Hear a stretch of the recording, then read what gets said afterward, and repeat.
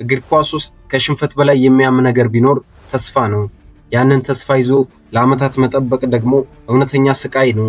የለንደኑ መድፈኛው አርሰናል የመጨረሻውን ሻምፒዮንስ ሊግ ዋንጫ ካነሳበት ከ2004ቱ ድንቅ ስኬት በኋላ በኤምሬትስ ስታዲየም ስር የነገሰው ዝምታ 2 ዓመታት ሆነው።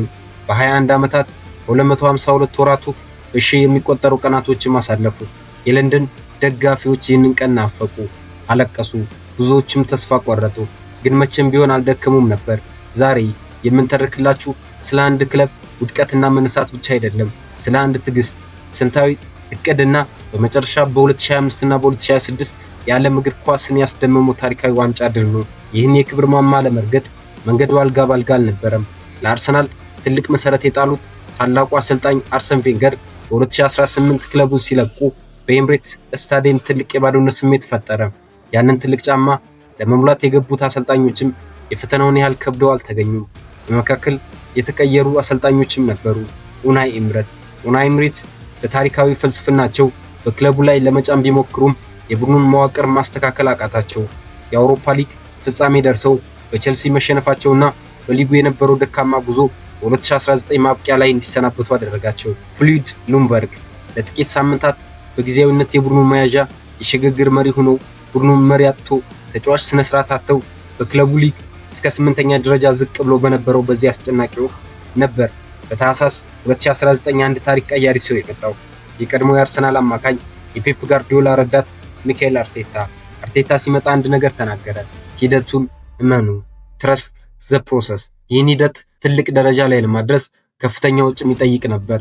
የአርሰናል የድሮ ማንነቱን ቀውስ ለመቅረፍ እና ወደ ዋንጫ ተፎካካሪነት ለመመለስ በሚሊዮን የሚቆጠሩ ፓውንዶችን ገበያ ላይ አፈሰሰ። ማርቲን ኦዴጋርድ ከሪያል ማድሪድ በመጀመሪያ በውሰት በመቀበል በቋሚነት የመጣው ፈጠራ አውጪው ካፒቴን የቡድኑ ሞተር ሆነ። ዲክላን ራይስ በ105 ሚሊዮን ፓውንድ ከዌስትሃም የመጣው ብረት ለበስ አማካኝ በአማካይ ክፍሉ ላይ የማይበገር አጥርና የአሸናፊነት ስነልቦናን ጨመረ። ካይ ሃቨርት ከቼልሲ ሲመጣ ብዙ የተጠራጠሩት ቢኖሩም በአርቴታ ስር ሁለገብና ወሳኝ ጎሎችን የሚያስገባ አጥቂ ሆኖ አበበ። ጋብሪኤል ማጋሊሽ እና ዊሊያም ሳሊባ በሊጉ ምርጥ የተከላካይ ጥምረት የፈጠሩ ብረት ለበስ ምሰሶዎችም ነበሩ እና ከታችኛው ቡድን ያደገው ቡካዮ ሳካ የክለቡ የፊት መስመር መብረቅ ሆነ። ነገር ግን ስኬት ያለ መስዋዕትነት አይመጣምና 2025-2026 ከመድረሳቸውም በፊት አርሰናሎች እጅግ የሚመሩ 2 ዓመታት የልብ ስብራት ደርሶባቸዋል። 2022 እና 2023 የውድድር ዘመን አርሰናል ለ248 ቀናት ሊጉን መርቶ ነበር። ነገር ግን ልምድ ማነስና የሳሊባ መጎዳት ቡድኑን ዋጋ አስከፍሎት በማንቸስተር ሲቲ ተቀማ። 2023 እና 2024 ደግሞ የፉክክር ጫፍ ላይ የደረሰበት ነበር። አርሰናል እስከ መጨረሻው ቀን ድረስ ተዋጋ። በ89 ነጥብ ድንቅ ታሪክ ቢሰራም በሊጉ የማይበገረው የፔፕ ጋርዲዮላው ማንቸስተር ሲቲ በ91 ነጥብ ዋንጫውን ነጠቀው። አርሰናል በ2 ነጥብ ብቻ ልዩነት ከዋንጫው ራቀ። ያሽንፈት የብዙዎቹ ልብ ስብራት ነበር። ነገር ግን አርቴታ ለልጆቹ አንድ ነገር ነገራቸው። እኛ አልተሸነፍንም፣ ለሚቀጥሉ ዓመታት ዝግጁ እየሆንን ነው የሚል የቁጭት መንፈስና ያን የታመቀ ቁጭት፣ ያ የተሰበሰበ ልምድ በ2025 እና በ2026 የውድድር ዘመን ፍንዳታን ፈጠረ። አርሰናል ሜዳ የመጣው ለመፎካከር ሳይሆን ለመግዛት ነው። በዚህ አስደናቂ የውድድር ዘመን አርሰናል ፍጹም ተረጋጋ። በታክቲክ የበሰለና በአእምሮ ጥንካሬ የላቀ ቡድን ሆኖ ቀረበ። ሳሊባና ጋብሪኤል ማጋሊሽ የትኛውም የአውሮፓ አጥቂ ማለፊያ ሳጡት። ዲክላን ራይስ የሜዳውን መሃል መቆጣጠር፣ ቡካዮ ሳካ ደግሞ በተከላካዮች ላይ ፍርሃትን የሚዘራ የዓለም ኮከብነቱን አነገሱት። እንደ ድሮ መጨረሻዎቹ ሳምንታት መዝለቅ ማቆም ቀረ። በማንቸስተር ሲቲ፣ ሊቨርፑል እና የለንደን ተቀናቃዮች ያደቀቁ ጉዞውን ቀጠሉ። ከሜዳውም ውጭ መድፈኞቹ እሳት ሆኑ።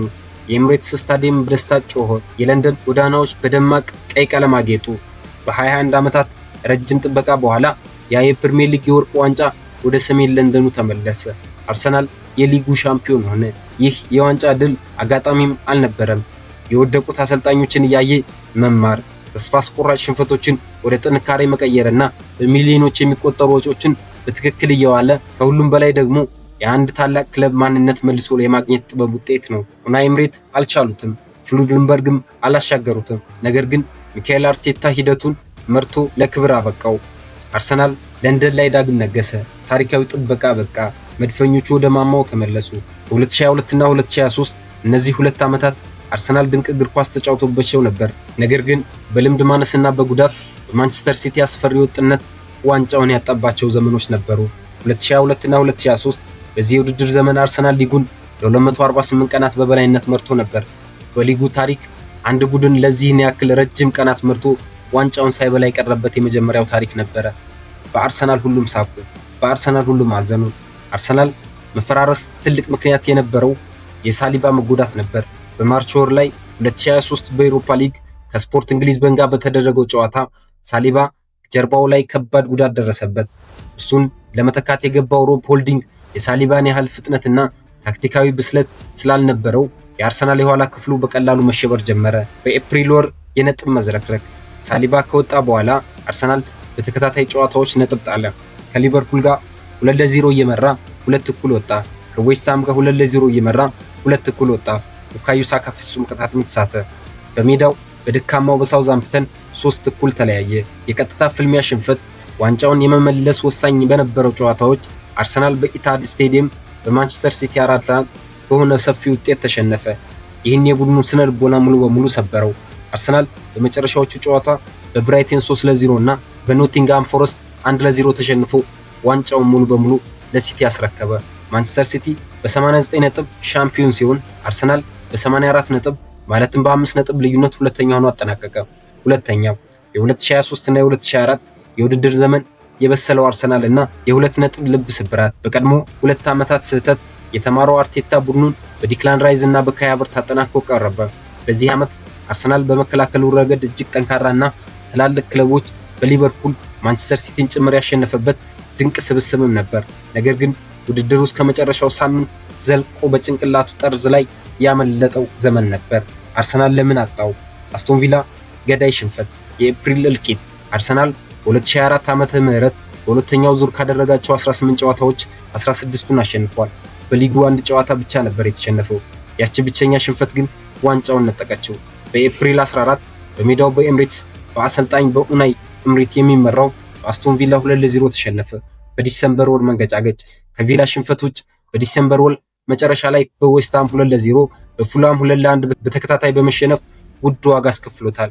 የንጹህ 9 ቁጥር እጥረት። ጋብሪኤል ጄሱስ በጉዳት ስለሚናወጥ እና ኢዴ ኒኪቲያ አስተማማኝ ባለመሆኑ ቡድኑ ወሳኝ ጨዋታዎች ላይ ጎል የሚያሆን እድሎችን በብዛት ያባክን ነበር።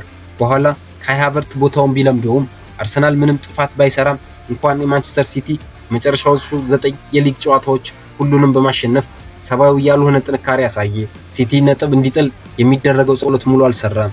አርሰናል እስከ መጨረሻዎቹ 38ኛው ጨዋታ ድረስ ፍልሚያውን ቀጥሎ ማንቸስተር ሲቲ ዌስትሃምን አሸንፎ በ91 ነጥብ ዋንጫውን ሲያነሳ አርሰናል ኤቨርተንን 2-1 ቢያሸንፍም በ89 ነጥብ ድጋሚ ሁለተኛ ሆነ።